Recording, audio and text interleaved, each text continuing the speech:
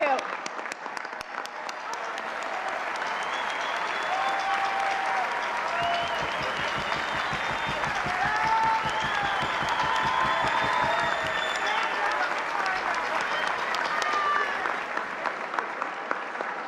Obviously, this is President Obama's last White House Correspondents' dinner while in office.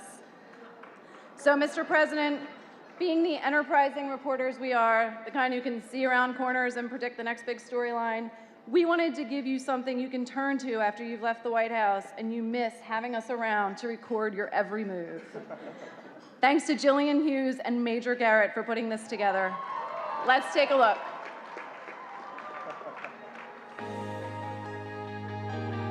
The White House Correspondents Association knows 8 years of a presidency cannot be condensed into 8 minutes or less, and will leave the legacy stuff to the press office.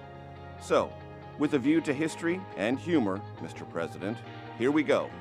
Today, after all the votes have been tallied, health insurance reform becomes law in the United States of America. Tonight, I am announcing that the American combat mission in Iraq has ended. The United States has conducted an operation that killed Osama bin Laden, the leader of Al-Qaeda. The first government shutdown in 17 years is now over. Today, I'm beginning a new effort to fix as much of our immigration system as I can on my own. Today, the United States of America is changing its relationship with the people of Cuba. Today, because America negotiated from a position of strength and principle, we have stopped the spread of nuclear weapons in this region. But it hasn't all been a smooth ride.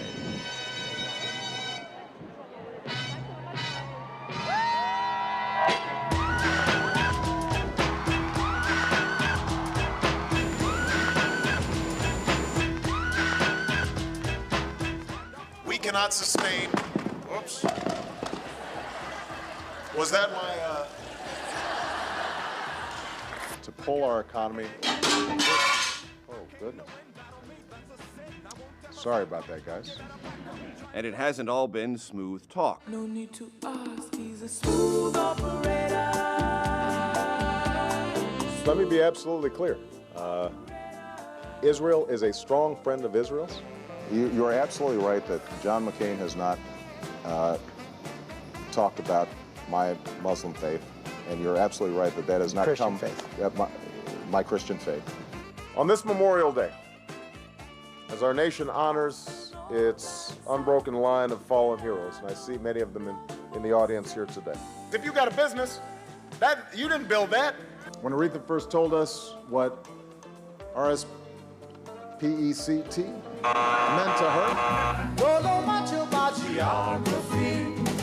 I've now been in 57 states. I think one left to go. Unless there is a hardship exemption, as they've done in Massachusetts. Eau Claire is a big, important state. Thank you, Sioux City. Sioux Falls. I've been in Iowa too long. I'm sorry.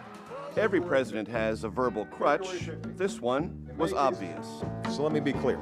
But let me be very clear. I just want to be clear. I want to be absolutely clear. Let me be clear. Let me just be clear. So let me be as clear as I can be. It's gonna be a bright, bright, bright, sunshiny day. Say my name, say my name. Mr. President, you weren't so clear, though, on who was who. Well, Tim, I think that, well, Tim, first of all... You're saying Tim. I know it's Matt Lauer, but believe me, I completely understand. I completely Matt, I'm understand. sorry. Good morning, Matt. It's David today. And then there was me. Garrett, I haven't looked at the latest polling around the world. I don't know, Garrett, how to but I think it's fair to say that, no, Garrett. When even fashion choices are scrutinized, including this one. Critics summed it up in 2 words: mom jeans. A sweet pair of mom jeans. Nice mom jeans, Obama. You can never quite get a break, but you will always have the audacity of Tope. He should be addressing the country on such a serious matter, and he looked like he was on his way to a party at the Hamptons. And scrutiny knows no borders. I feel so close to you right now.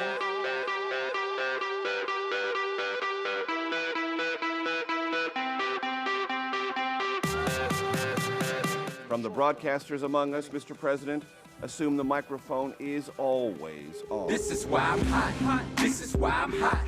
This is why I'm hot. The young lady seems like a perfectly nice person. She's getting her award. What's he doing up there? He's a jackass. My last election, yeah. After my election, I have more flexibility. Yeah. I understand. I transmit this information to Vladimir and... Presidents play games, and you, Mr. President, have games, even when you don't.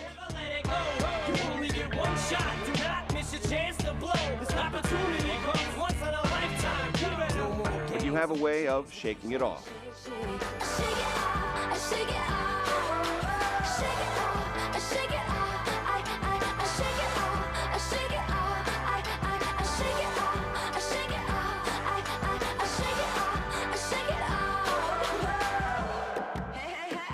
So if you please, at this last Correspondents' Dinner of your presidency, Mr. President, tell us how you really feel. Hey, hey, ho, ho, hey, hey, ho, ho, hey, hey, ho, ho, hey, hey. He's all good. He's all good. He's all good. He's all good. It's all right. It's all right. It's all right. He's all right.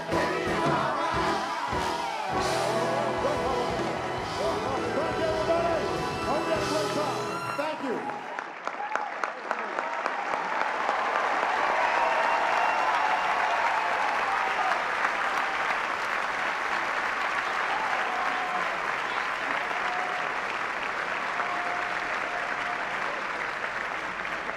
In all seriousness, Mr. President, we appreciate your decision to attend this dinner every year. To us, it shows that even if we don't always agree on how much access we should have to you or to your administration, we have a shared commitment to a free press. Ladies and gentlemen, please raise a glass for what is, by tradition, our only toast of the evening, to the President of the United States.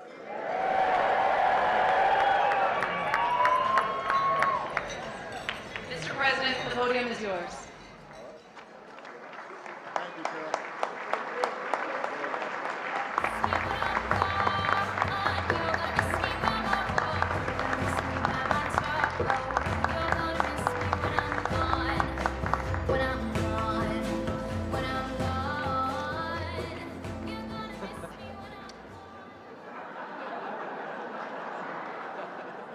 You can't say it, but you know it's true.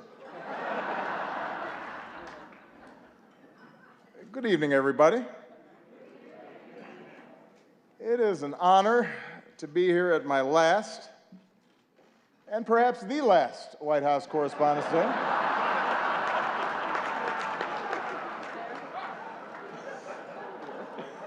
You all look great.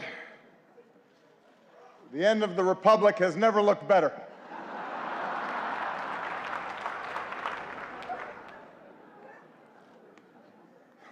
I do apologize. I know I was a little late tonight. I was running on CPT.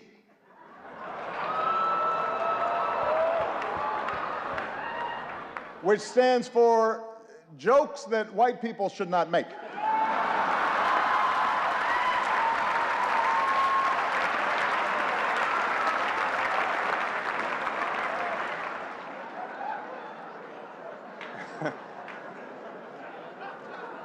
Tip for you, Jeff.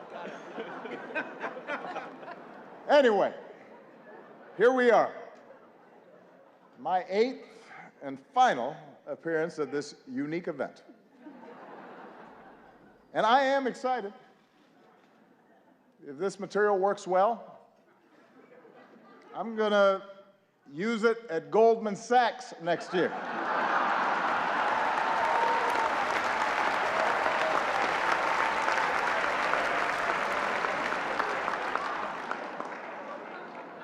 Earn me some serious Tubmans. That's right. That's right.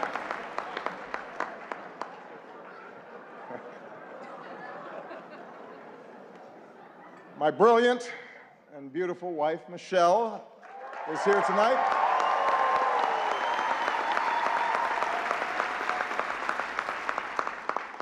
She looks so happy to be here.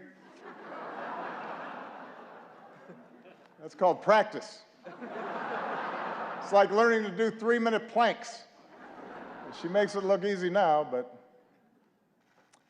next year at this time, someone else will be standing here in this very spot, and it's anyone's guess who she will be. But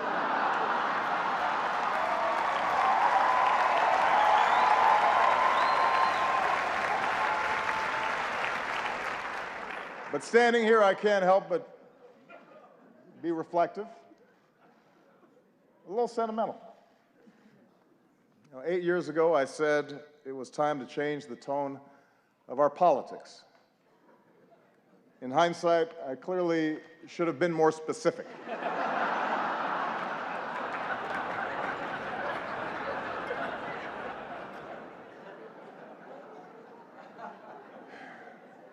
Eight years ago, I was a young man, full of idealism and vigor. And look at me now. I am gray, grizzled, just counting down the days till my death panel.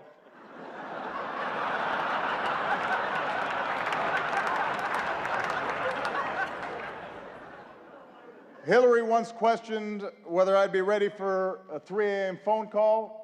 Now I'm awake anyway because I got to go to the bathroom. I'm up.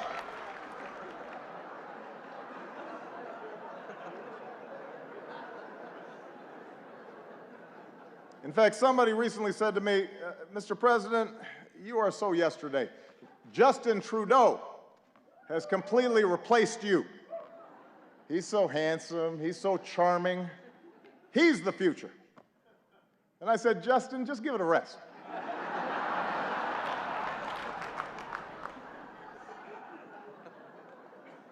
I resented that. Meanwhile, Michelle has not aged a day.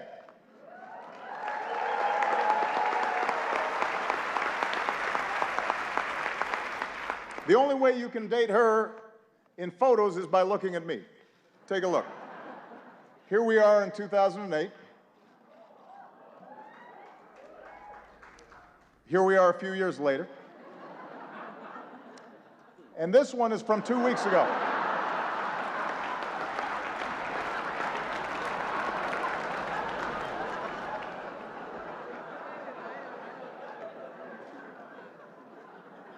So time passes. In just 6 short months, I will be officially a lame duck. Which means Congress now will flat out reject my authority. And Republican leaders won't take my phone calls. And this is going to take some getting used to. It's really going to, it's a curveball. I don't know what to do with it.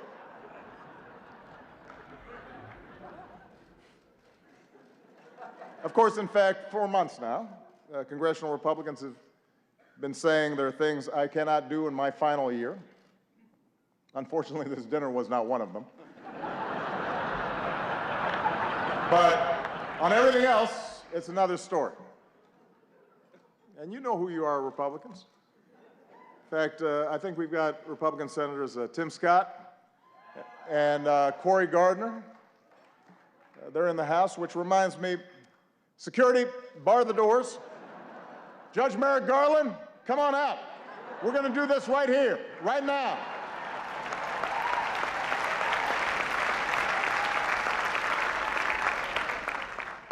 It's like the Red Wedding.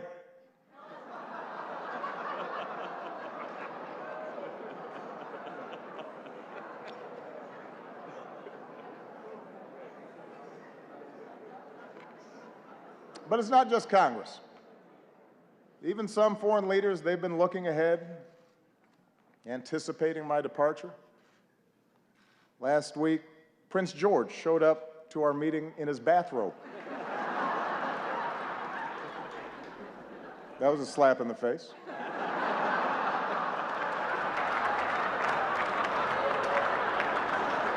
A clear breach of protocol.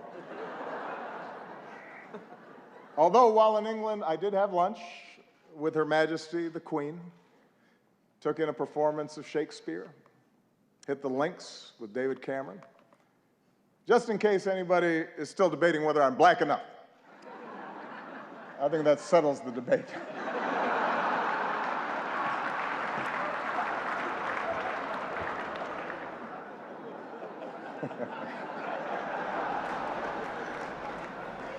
I won't lie. Look, this is a tough transition. It's hard. Key staff are now starting to leave the White House. Even reporters have left me. Savannah Guthrie, she's left the White House press corps to host the Today Show. Norah O'Donnell left the briefing room to host CBS This Morning. Jake Tapper left journalism to join CNN.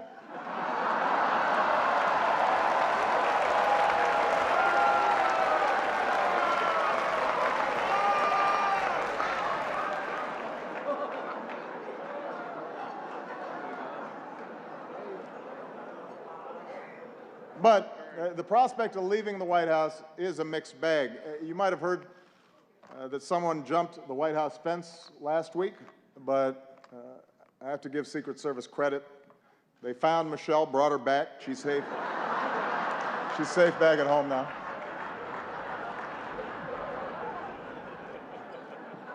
It's only 9 more months, baby. Settle down.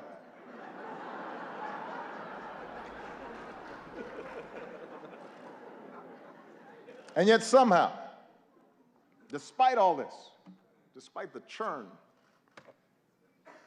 in my final year, my approval ratings keep going up.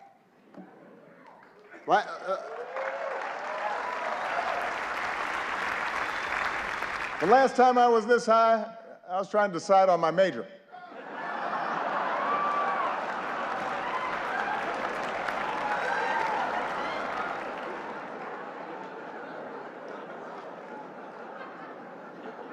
And here's the thing, I haven't really done anything differently. So it's odd.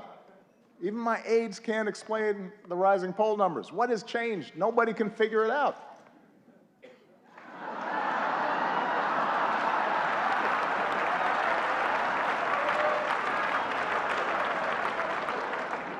Puzzling. Anyway, in this last year, I do have more appreciation for those who've been with me on this amazing ride. Like one of our finest public servants, Joe Biden. God bless him. Love that guy. I love Joe Biden. I really do. And I want to thank him for his friendship, for his counsel, for always giving it to me straight, for not shooting anybody in the face. Thank you, Joe.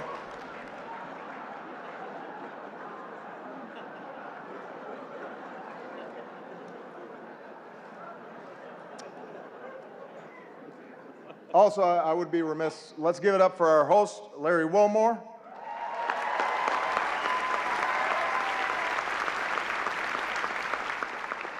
Also known as one of the 2 black guys who's not Jon Stewart. You're the South African guy, right? I love Larry. And his parents are here, who are from Evanston, which is a great town.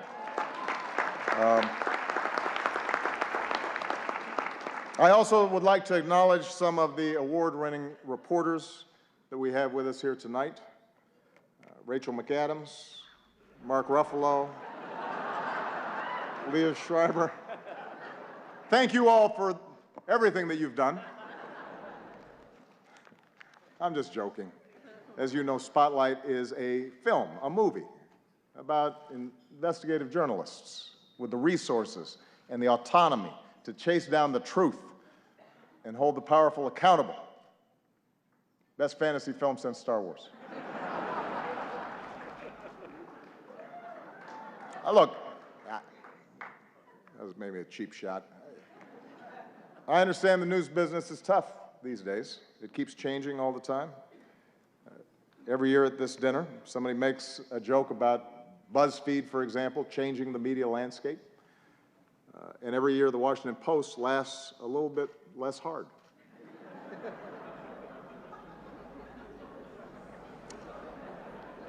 It's kind of a silence there, especially at the Washington Post table. GOP Chairman Reince Priebus is here as well. Glad to see that you feel that you've earned a night off. Congratulations on all your success. The Republican Party, the nomination process, it's all going great. Keep it up.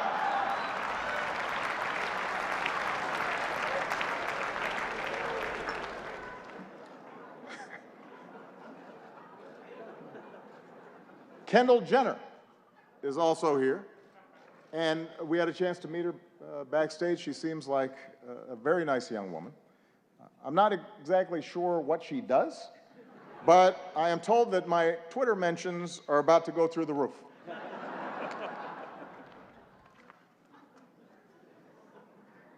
Helen Mirren is here tonight.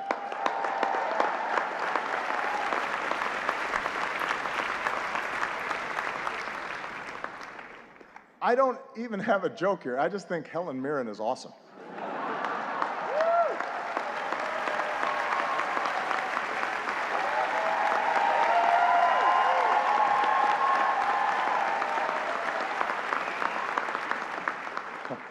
She's awesome. Sitting at the same table, I see Mike Bloomberg.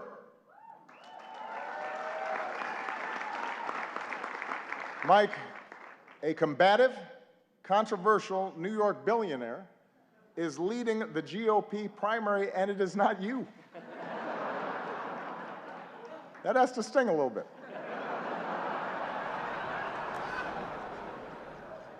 Although it's not an entirely fair comparison between you and the Donald. After all, Mike was a big city mayor. He knows policy in depth, and he's actually worth the amount of money that he says he is.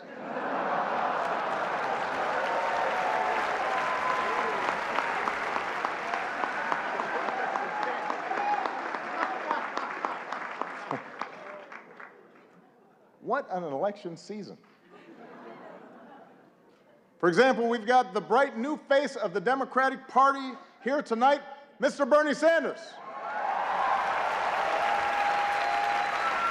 There he is.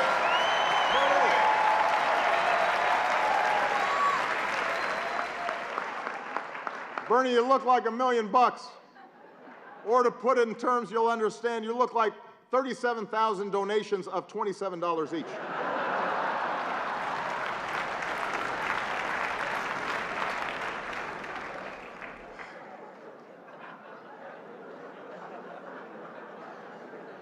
A lot of folks have been surprised by the Bernie phenomenon, especially his appeal to young people, but not me.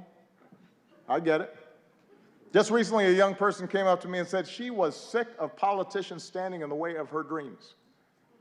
As if we were actually going to let Malia go to Burning Man this year. Was not going to happen. Bernie might have let her go, not us.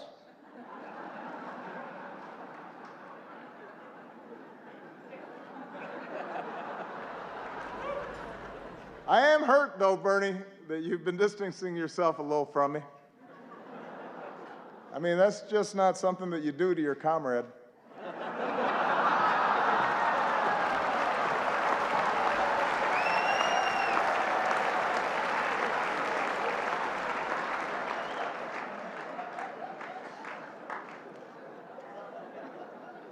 Bernie's slogan has helped his campaign catch fire among young people. Feel the burn. Feel the burn. It's a good slogan.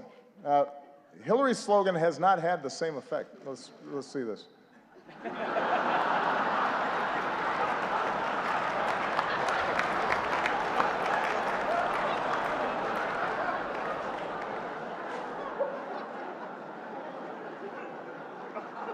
Look, I've said how much I admire Hillary's toughness, her smarts, her policy chops, her experience.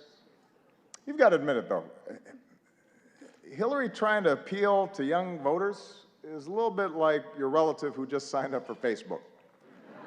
Yeah. Dear America, did you get my poke? Is it appearing on your wall? I'm not sure I'm using this right. Love, Aunt Hillary.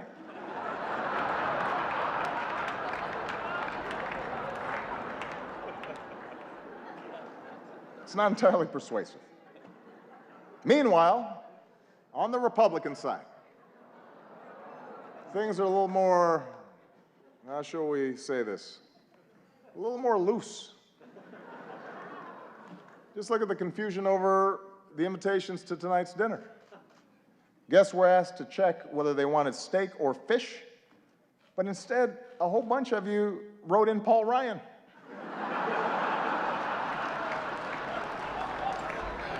That's not an option, people. Steak or fish.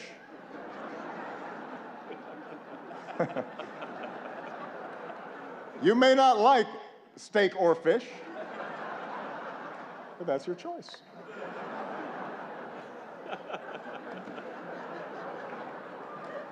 Meanwhile, some candidates aren't polling high enough to qualify for their own joke tonight.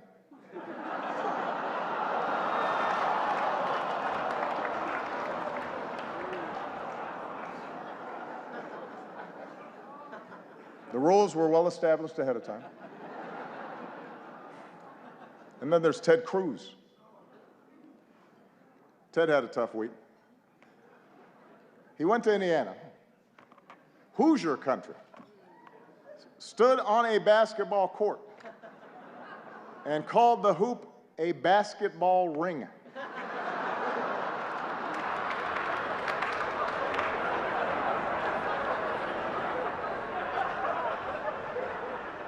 What else is in his lexicon? Baseball sticks, football hats. But sure, I'm the foreign one. That's fine.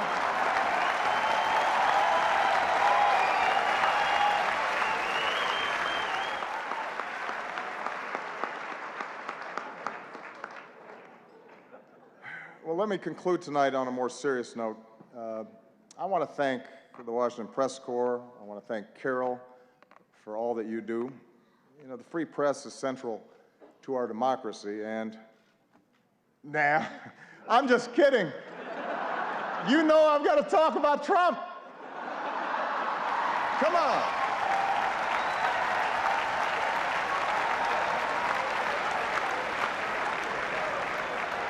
We weren't just going to stop there.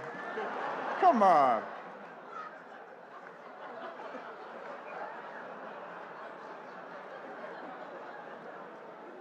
Although I am a little hurt that he's not here tonight.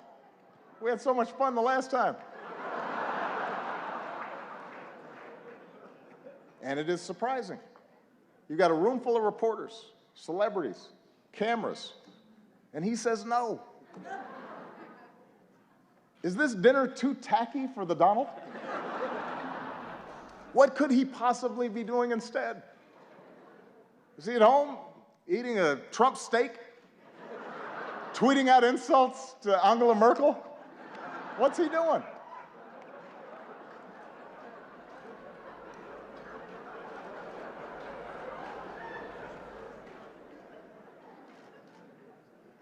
The Republican establishment is incredulous that he's their most likely nominee. Incredulous, shocking. They say Donald lacks the foreign policy experience to be president. But in fairness, he has spent years meeting with leaders from around the world. Miss Sweden, Miss Argentina, Miss Azerbaijan.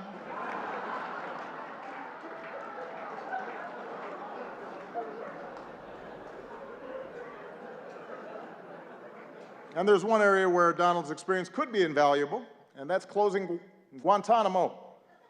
Because Trump knows a thing or two about running waterfront properties into the ground.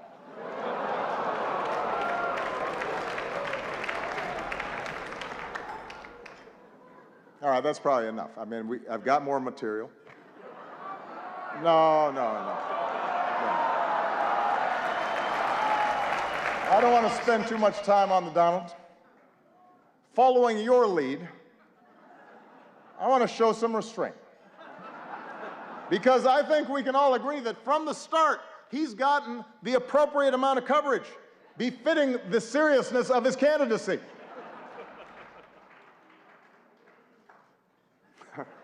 I hope you all are proud of yourselves.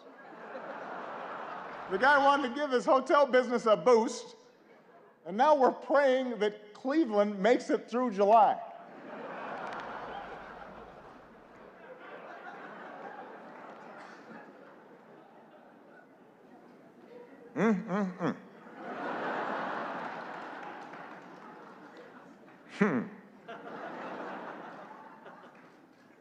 As for me and Michelle, we've decided to stay in D.C. for a couple more years. Thank you. This way, our youngest daughter can finish up high school. Michelle can stay closer to her plot of carrots.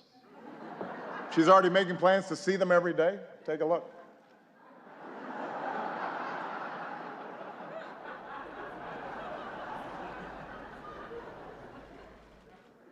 But our decision has actually presented a bit of a dilemma because traditionally presidents don't stick around after they're done.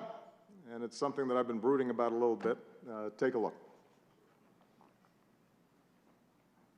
The Obamas are staying in D.C. for 2 years after the president leaves office. He's about to go from commander-in-chief to couch commander. You, Chuck Todd. What am I going to do in D.C. for 2 years? You've got a real dilemma, Mr. President. I can't go every day, can I? Which you like better, these or these? Joe, they're the same. They capture different moods. Joe, I need some focus here. Comes in there during aviator time, thinks everything. I'm sorry, what's that? I said, Mr. President, you had to be practical. And look, you can drive again, you're going to need a license. You love sports. Why don't you volunteer to work for one of the teams around here? Is this the Washington Wizards? I understand you're looking for some coaching help. Let's just say I coached my daughter's team a few times. Hello? Hello?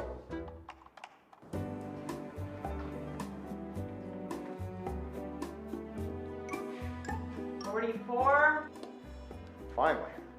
So I'm going to be in D.C. for a while, and I thought I'd take up driving again. What's the name? Barack Hussein Obama.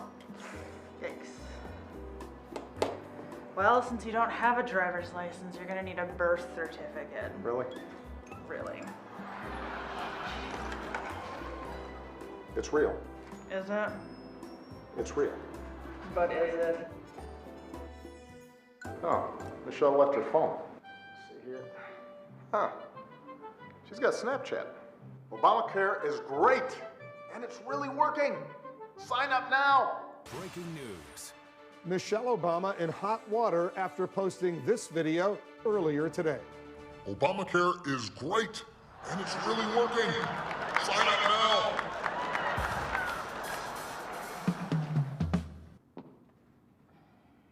No? No. Did it get a lot of views at least? Honey, enough. Why don't you just talk to somebody who's been through this? I gotta go to Soul Cycle. She's right. I know who I need to talk to.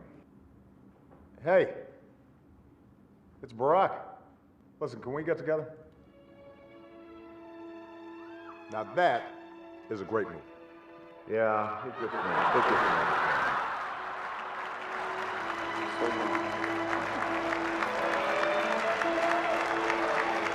So, you got any advice for me? So now you want my advice? First, stop sending me all these LinkedIn requests. And second, here's the beauty of this whole thing. You've got all the time in the world to figure this out. You can just be you for a while, if you know how to do that again. So I can just be me. And I can wear my mom jeans in peace. I hate these tight jeans. That's good. Yesterday, I had a beer at 11:30 in the morning. And you know, McDonald's now serves breakfast all day long. You know, Michelle's going to be at spin class, so she'll never know. Right.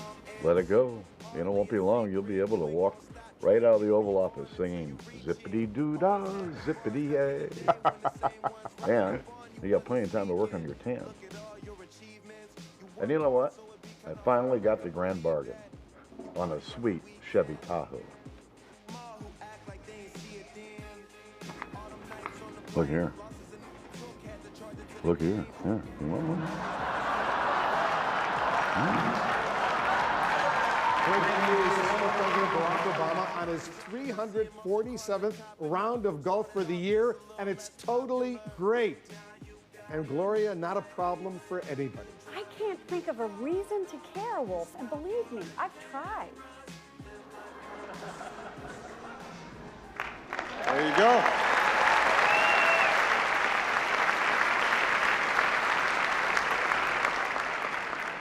I am still waiting for all of you to respond to my invitation to connect to LinkedIn. But I know you have jobs to do, which is what really brings us here tonight. I know that there are times that we've had differences, and that's inherent in our institutional roles. It's true of every president and his press corps. But we've always shared the same goal, to root our public discourse in the truth, to open the doors of this democracy, to do whatever we can to make our country and our world more free and more just. And I've always appreciated the role that you have all played as equal partners in reaching these goals. Our free press is why we once again recognize the real journalists who uncover the horrifying scandal and brought some measure of justice for thousands of victims throughout the world. They are here with us tonight. Sasha Pfeiffer, Mike Resendez, Walter Robinson, Matt Carroll, and Bed Brandley Jr. Please give them a big round of applause.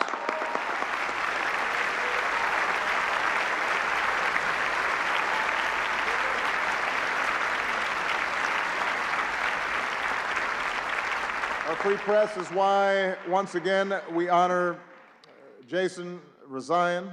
As Carol noted, last time this year we spoke of Jason's courage as he endured the isolation of an Iranian prison.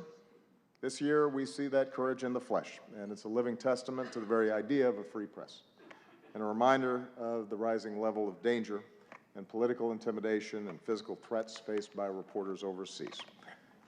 And I can make this commitment that as long as I hold this office, my administration will continue to fight for the release of American journalists held against their will, and we will not stop until they see the same freedom as Jason had.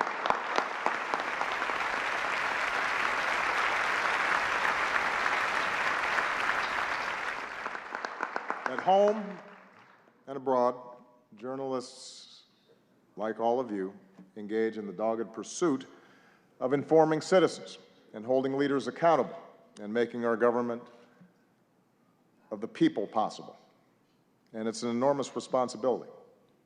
And I realize it's an enormous challenge at a time when the economics of the business sometimes incentivize speed over depth, and when controversy and conflict are what most immediately attract readers and viewers.